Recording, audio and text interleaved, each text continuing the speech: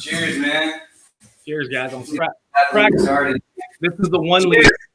This is the one lead. Randy, this one's for you. Ready? There's the sound right there. It's the best sound.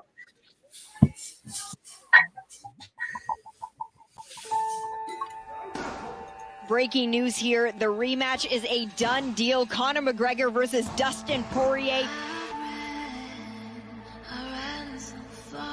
This one is one we have been waiting for a long time.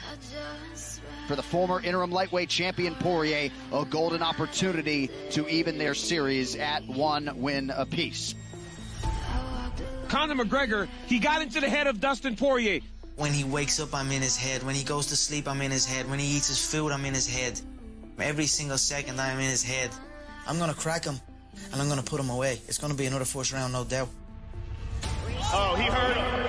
It's all over! But I'm here to tell you right now, this is not the same fighter that was in Vegas a long time ago. Dustin Poirier is a much improved fighter since the first time they fought. Dustin Poirier is a man on a mission. Life's about evolving. Drive, let's go. Picking myself up, getting better, doing it again. That's how fighting goes.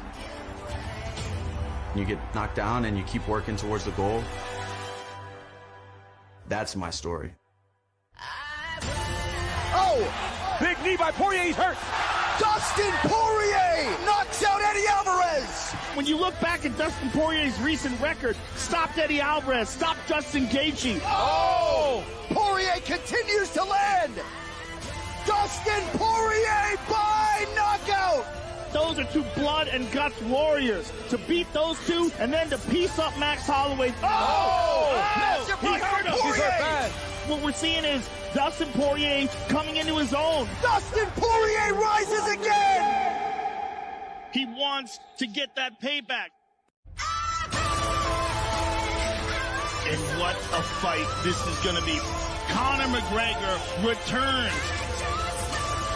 You know, I broke the game before I was even 30. Oh! He slapped him! Conor McGregor is the new featherweight champion of the world! I'm always looking to make history every single day. Oh, man. Oh, he's done. He's done. It is all over. History has been made. I'm still as excited, I'm still as hungry as I was then. Oh! Early head kick from McGregor. If not more. Cerrone's down. Conor McGregor. Too easy. And I'm very proud of my achievements, and many more to come. It sucks to lose, but it made me the person I am right now. I make mistakes, but I keep pushing, keep learning, keep evolving. I keep the belief. I know I'm one of the best in the world. Now it's time to fight again. Let's go. They're gonna see an awakened animal. I'm gonna shine. I couldn't get away.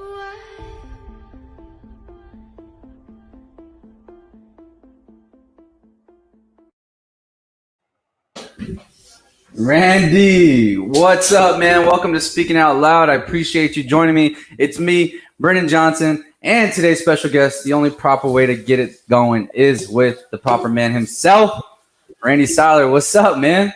What's happening, fellas? It's good to be on. Thanks for having me. Yeah.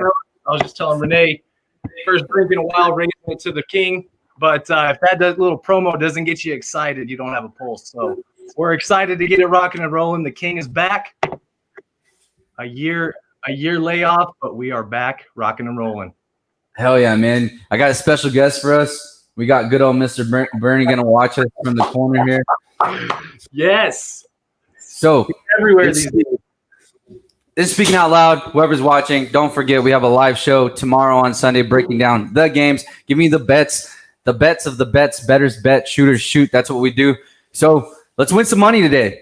Randy. Let's go ahead and start off real quick, man. We're just going to make some picks on the first 3 fights of this main card of the Conor McGregor, Dustin Poirier, UFC 257. I'm going to stream the shit out of it on ESPN Plus. I'm going to pay my $65.99. Dana White, you ain't coming after me, bro.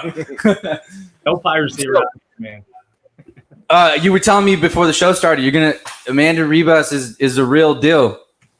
She's ranked number 10. She's going against Marina Rodriguez, who's ranked number 8. She's actually picked to win at -335. But how do you feel like that fight's going to play out? I'm excited to see Amanda Hebus back in there, aka the happiest fighter in the UFC. She's just a lot of fun to watch, man. On the feet, she's good. On the ground, she's really good. She's just a high-paced girl. I'm excited to watch her get in there and do her thing, and maybe do a little singing and dancing at the end. So we'll see. Yeah, I agree with you 100%. Brennan, on this one, bro, this is what I was thinking here. This girl's a beast on the ground. I assume she's going to take this fight to the ground. She won her last fight by submission right away. My poor girl, Paige Van Zandt. Poor thing. But if you're going to bet on this fight, this is actually a good fight to bet on. I'm going to go with the submission, via submission. I don't know if it's going to be the first round, but just win by via submission. The odds are looking pretty decent. I believe it's at 170. So put some money in there. That's what I would do. All right, what do you guys? Are you picking? I'll probably go with the safe bet right there. Safe bet. Go with Rebus. Next fight, you got a middleweight bout. Andrew Sanchez. I'm not even going to try to say this other dude's name. Oh, let me try. Makamd Muradov, something like that. Andrew Sanchez plus 115. I don't know too much about these two guys, but if I have to pick, I'm just going to go ahead and go with the plus 115. Try to win some money that route. Stay away from that bet unless you actually know who these fighters are. Jessica R. and Joanne Calderwood. Am I saying that correctly? Calderwood. So you actually bet against Jessica I was leaning towards Jessica I. What's up with this Joanne girl? Do you know much about her? She's ranked number 7. I don't know a whole lot about her. I've kept up with Jessica I a little bit, and she's had some medical issues here and there, which hopefully she's doing well. But she's looked a little slow in the last couple fights. Of course, I think we remember her getting head kick knocked out by Valentina Shevchenko. But I'm a big fan of Jessica I. I'd be excited if she got it done. But I think Calderwood comes out. She's hungry. She's on a mission to get that flyweight belt. So I think Calderwood gets it done. But it could go either way. I think it's almost a pick 'em, isn't it? Yeah. Yep. You swing left or right. Coin flip. That division, it really just feels like Shevchenko is gonna kind of keep that shit for a good minute, huh? Yeah. The rematch with Amanda Nunes, that has to happen. That's got to take place. Do you think? I know the last time they fought, it was real. It seemed like both of them were conservative, scared to kind of really throw anything. Do you feel if they fight again, we're gonna see a little bit different outcome? You'd hope so, but a lot of times you do see that, two big offensive strikers like that, and it seems like they just mirror each other for a while, and don't throw anything. But I think Nunes is just that, she's got that grit in her and she's going to come out of the gate. So Shevchenko would have to be throwing as well. So I hope they would throw. Amanda Nunes is a different beast. Ronda Rousey ain't got shit on her, but it is what it is. All right, man. Enough of that. Let's go to the co-main event. Dan Hooker against Michael Chandler. Michael Chandler is making his UFC debut coming from Bellator. This is Brennan's man. Brennan. No, he's not. I'm Dan Hooker all the way. No. All right, but break down Michael Chandler for us just a little bit. How do you feel? What does Michael Chandler have to do to win this fight? Because ultimately, when you're looking at the odds, it's somewhat 50-50. It's leaning towards Dan Hooker. Michael Chandler obviously can. I mean, he was a Bellator champion. How do you think his transition to the UFC is going to play out? You just need to look to see exactly what Ben Askren did, and I need you to do the complete opposite. Because anything he did, just don't go for the takedown immediately and get kneed in the head. No, go sleep. He's going to be ready for it. He wasn't even top competition in Bellator, it seemed like lately, but I don't know. We'll see. I think Hooker's on another level. I mean, he didn't look that great against Dustin Poirier, though, right? Dustin Poirier makes a lot of people look bad. Think so? Yeah. We'll get to him here in just a little bit. Yeah. But, Randy, what do you think Michael Chandler has to do to get this job done? Man, you know what? To be honest, I haven't watched a whole lot of Chandler. Of course, he's coming out of Bellator. I watch more UFC, of course, but I've seen a couple of his past fights. I know he likes to start fast and attack his opponents, but he's going to want to try to get it in close. Of course, he's more of a wrestler, and Hooker's just, his height, his length is going to be, try to keep him at bay. And one thing that kind of got it for me a little bit was the weigh-in yesterday. If you guys watched it, the stare down when Michael Chandler and Dan Hooker came up. Michael Chandler goes, "Oh shit, this guy's big," and you just you see that height differential, and Chandler's like, oh man, these dudes here, they're on a different ball game. So it's his UFC debut. It'll be exciting, man. I'm pumped for it. I think Chandler's got to come in, make it dirty boxing, or he's got to come in, do some clinch work, and get it to the mat. But I actually got Hooker in that one. Yeah, I agree with you. I agree with you 100%. I think you have to bet on Hooker. You have to take the risk regardless. He's the favorite, but not by much. So if you're going to win some money on this card, I think you go with Dan Hooker. That's the way to go. I will say this about Michael Chandler, though. This guy has to utilize his wrestling. That's the only. If he doesn't get this fight to the mat, I don't see him making it out of the first round. He has to get it down on the mat and use his wrestling. Without that, I don't see him competing. Really, I hate to be an asshole, but Bellator is a whole different ballgame than the UFC. Mm-hmm. You're stepping into big boy territory. Yep, big boy. Exactly. Yep, you're with the big dogs now, kid. Hey, do you guys think that Dana White set him up? Like, do you think this is a setup as far as no? Because he's been trying to get a fight for what, 6 months now? Chandler, nobody would sign with him. He wanted to fight. Tony Ferguson. He's wanted to fight everybody, but nobody will take it. I don't know if they. I think Chandler though, deal coming in on his UFC debut. Of course, back in October, he was the replacement fighter if anything went bad with Khabib or Gaethje. So he was a replacement fighter. He could have gotten a title shot in his first fight, But I think coming in on a McGregor card and as the co-main against a top 10 guy like Dan Hooker, I think that's a pretty sweet way to come into the UFC. Good way to get noticed. All right, so obviously the UFC just signed him. Do you guys think, depending on the way is it going to depend on the way he loses, that we will see him being elite in this division, or do you feel like if Dan Hooker just sleeps him, it's kind of a wrap for Michael Chandler? He could still lose and it'd be all right, but if he could just get sleep. But when you say lose, well, like a close, it's got to be close. Yeah. If it's a sleep first round, oh no, it's over before it even starts. Actually, Randy, I know we're going to talk about some prop bets. I don't know if you have a prop bet for this one, but I actually bet $20 on Dan Hooker to KO Michael Chandler because I just. Did you pick a round? It's just straight up KO, win by KO or TKO. I just don't. If Michael Chandler can't get this fight to the ground, I just with Dan Hooker just looking bigger, his reach is almost 4 inches longer. His height is 5 inch difference. It's almost and let's not forget Dan Hooker trains with Israel Adesanya, who has one of the best takedown defenses in the UFC. That is true. When you think about that, and you're fighting a guy who relies on takedowns, if you can't get it, you got to think you're going to sleep, right? Yeah. I would go with the knee. I think Dan Hooker wins performance of the night. Nothing against Conor McGregor. Dan Hooker's going to win performance of the night tonight. Ooh, I like that. Hey, I like that the knee prediction too there. I was talking to one of the trainers in my boxing gym this morning, and that's what he predicts it going. Chandler coming in and getting a little knee from Hooker. So I like that pick. I like that KO. It's gonna be intense. I love this matchup because you really don't know. If he gets him down, you really don't know. But I want to say it's an obvious pick for Hooker, but let's say Dan Hooker does get taken down. Do you guys feel confident in his ground game to get back up?